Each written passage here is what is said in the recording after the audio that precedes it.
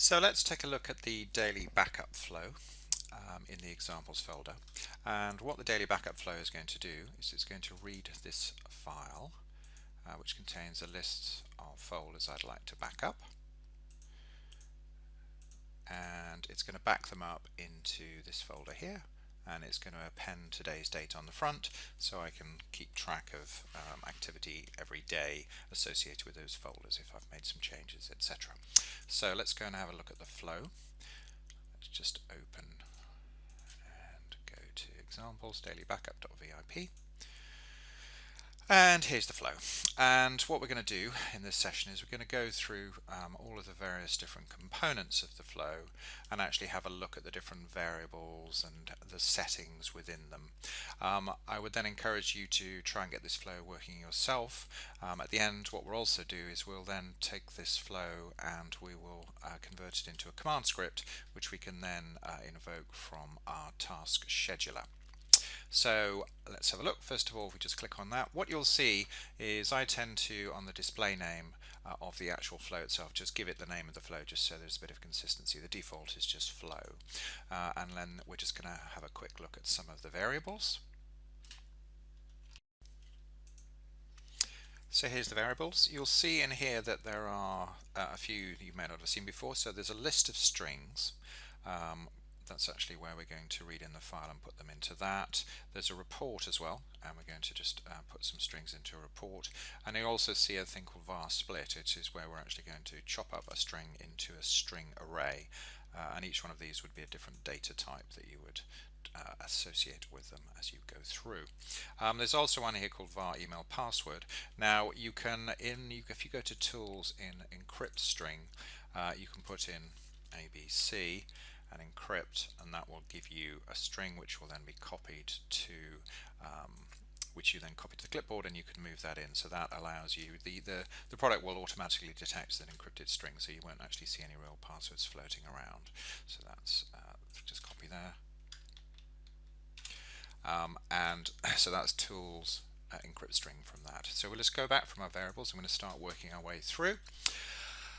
So right to the top here, I tend to like to set a variable at the beginning called var_rc, or sometimes if you're going to pass in a parameter, I set this as a parameter or an argument. Now I tend to set it to -1, and then right at the end I set it to 0. So if you're checking a value, you know you haven't actually gone through successfully.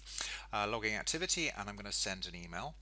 Now what I'm also going to do is just use a system date here. So I've set a variable which is a string, and I'm using a variable called datetime.now_toString. Again, if you use the micro help, you'll see that it will actually just almost build this for you, or again just look at the Visual Basic date functions and you can work out how to do that. So basically you can see here I'm just setting a nice 8-character date, and I'm going to use that variable quite extensively later on. Now over here you will see email, send email SMTP. There's also one called check email. What you can do is send an email out to someone, and then the check email will wait for a response. You have to give it an identifier, but that's quite a useful way if you want to use emails to say this backup is taking too long, do you want to wait or do you want to cancel it, things like that. Now if we just click on send email activity, now there's quite a lot in the properties section here. Most of it you'll be familiar with if you've ever had to set up an email account. You may have to fiddle around with these a little bit just to make sure that you've got all your right SMTPs and your ports and your SSL settings, etc. And you'll see here var email password, which would have been set before. Okay, so all I'm doing is saying starting daily backup, which is going to notify me, because this is going to be running in a batch mode, that the job has started, and then there should at the end be a matching end backup. Okay, so we're moving along.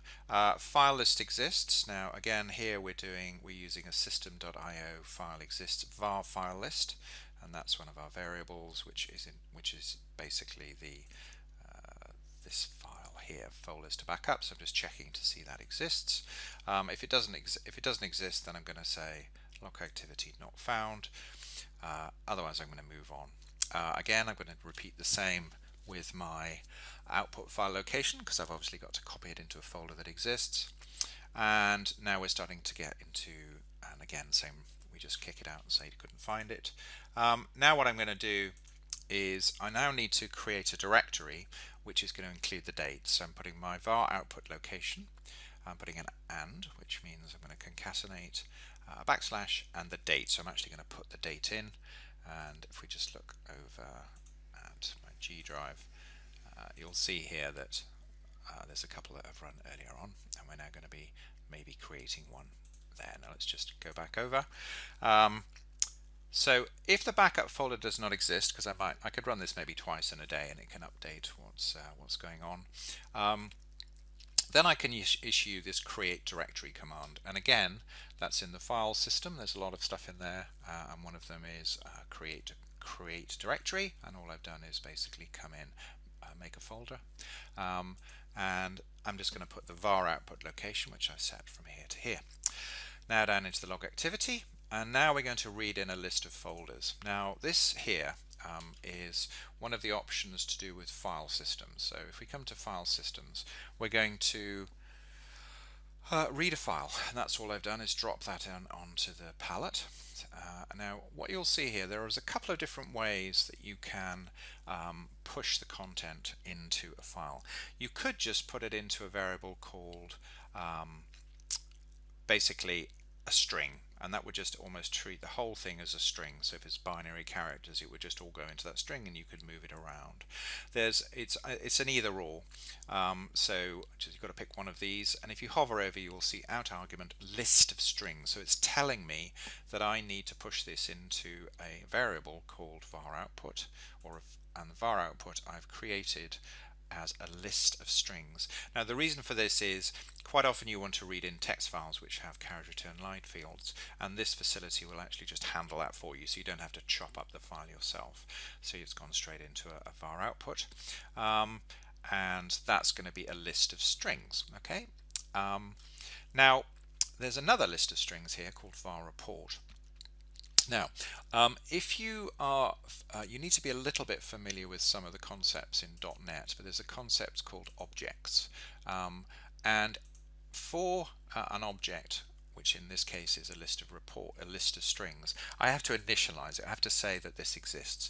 You don't have to do it for most things, but anything to do with lists or data tables, if you're going to be writing to them, you have to tell the .NET framework what's going on.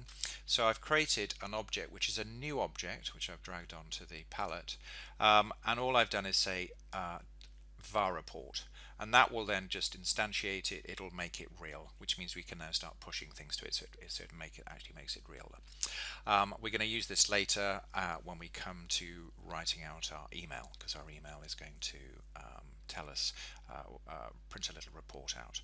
So turn off the variables, back to for each folder. Now if you click in here, double click to view, again this has come from conditions and loops. Mostly you'll be using for each. While is quite useful as well, but we'll come to that another day. Some logging activity. Now you will see for each line in var output. Now var output came from our read file, and what it's saying is that there's maybe 1, 2, many, 0 lines for each of these, and we're going to use the variable line. Now what you need to hear is when you create a for each, it's going to prompt you for the type of argument, and in effect what you're doing here is you've got string which is linked with line. Okay. Now in the for each statement, whenever you're in a for each, quite often you might need to do some conditional logic, and if you need to do that, you need to add in a sub flowchart, and all you would do then would be drop a flowchart on, which is what you can see I've done here. Log activity, backing up line, and also add to collection. I've also said backing up line here, and I've put it into that var report. Now the var report was basically a list of strings that we created before, and that's what we did the new object for. And now we get into the flowchart itself. Now we're now sort of, if you want to just have a look at the outline, you can kind of see where we are. We've sort of moved our way down into the guts of the program here. I'll just go back to the designer, give ourselves a bit more room. And at the top you'll see the various different things, so you could go back up to here and you could go down to flowchart, and it'll show you where you are in the context. Now we've also got this thing split string, and what we need to do is we've taken line. The problem is that when I'm backing up something with f:\\hue work. So I need to split the string. I need to lose everything from the colon. So on the left hand side I would have f, and on the right hand side I would have the folder name. Okay, so I'm splitting it into a thing called var split, and we've used here one of the objects which I think is split string, and all you have to do is drop that on the palette, tell it the string you're interested in splitting up, the character or separator you want to split it, and then that's going to put it into, as we talked about before, a split, which is a string array. Okay. Now why do we need to do that? Because we need to tell it where the output location is, and you will see var output location, and we're putting it into the var output location line. So this is the input which we've read in from our file. Now var split is the stuff that's to the right hand side of the colon. Now the reason for this is that arrays in .NET actually start with a 0, so we're looking for the second value, which is a 1. And here we're writing a little log activity to location, var output location line. So that's what I'm copying it for. Again, I'm just literally just putting it into my variable report, which I'm going to use for my email later. And now we're going to have a look in our backup folder. Our backup folder exists. Let's just click on that. Again, we're looking to see if we've actually created that folder in our backup folder. If we have, carry on. If not, we're going to just issue a create directory command, which again we've just come in from our file managers, which is file expression, which is make folder. Either way, by the time we get to here, we will have actually created that folder because we need that folder to exist. Now what you'll see is that we're using Robocopy, which is a standard Windows utility, and if you're interested, you just type in a Robocopy with a, in fact let's just do it. If you just type in Robocopy, you'll see all the various different parameters that are available inside Robocopy, or you just look it up online, and you'll see all the various different parameters, and it's an extremely powerful copy utility. And now here what you'll see is we're saying the destination var output location, which is where it's going to, and this is where it's coming from, which is the line which has come from the folder, which is telling us where we're getting the data from. It's called Robocopy, and here what we've done is we've allowed to put in some of the parameters, and you would just look at these parameters that are available in Robocopy. This is quite common if you're calling external utilities. You just put in the parameters like so. Obviously these could be variables if you're interested. And then we've also got a return code because we're interested to see what happens with the return code to make sure it's worked. And we've got return code, and I've just literally plonk that into a log, and ditto here. I plonk that into our report, which we're going to use later for our email. So here we go for each folders. We've got our flow charts. We're working our way back up. So we've run the folders. We're now assigning a final report, and what I'm doing for my final report is I'm actually just here I'm actually putting a little new line at the end just so I get a carriage return at the end. Then I'm going to assign the final report to a string. No, sorry, I've already done that. I've just added the new line at the end. And then you'll see I'll send SMT email activities. In this case, we've now added a body, which is the var final report, which has been building up as we work our way through. And then at the end, we do an assign. So let's just give that a quick run. I'll just save that and do actions execute. Okay, so we're executing. You can see we're doing a send email, and now it's going to go through and give us a little more detail as it's working its way through. It's pushing these out to the log, and then we'll also be putting them into our little report, which should hopefully end up in our little email that's going to be sent to us at the end. Okay, so that's run. That's the logging, and then actually what I did then is I just dumped out as well what's going into the email. Let's just have a quick look to see what's happened, and you can see here that we've created a new folder and it's copied in using the Robocopy, the stuff that we're interested in. Now what we're going to do is we're just going to quickly nip off and have a look at our email and see what's come back. Okay, so have a look at our emails, and you should see the starting one, which is one at the beginning, starting daily backup, which is the body, and then this one has our list of strings, which we've just populated like so. You could make it HTML if you wanted to. So to summarize, you've got, just a reasonably simple flow, but it shows off a few interesting things. It shows off the new objects. It shows you send email activity. It also starts you getting into this idea of splitting strings up and using lists of strings and so forth. So if I were you, I'd just go through and see if you can get this running yourself. You probably have to play around a little bit with these parameters, but hopefully it'll be a useful exercise for you. So before we finish, let's just quickly show you how you could set this up as a regular job. We'd like this to run every night. So if you just go to Actions, you will see Generate Script. Now if you just click on this, here we go to dailybackup.command, which is just where I'm going to pop it in here. And let's just go and open that up.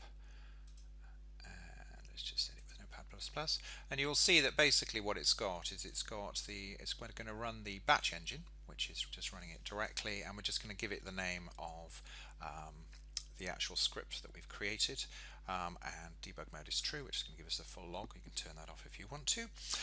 Now if we go to our job scheduler, now if you're not familiar with this, it's just to look it up online, but basically we've got a thing called daily backup. If you want to create a new one, create a basic task is pretty much all you need, or a new task. Go to daily backup and you'll see the general, the name of it, the triggers, and you're just going to add in a trigger at 11 o'clock every day, and then in the actions you're going to add an action. So let's just add actions in there, and you can see that all I've done really is I've come in and I've copied that command script in, and then that's going to run every night. So every morning I normally get a little email saying the backup has run.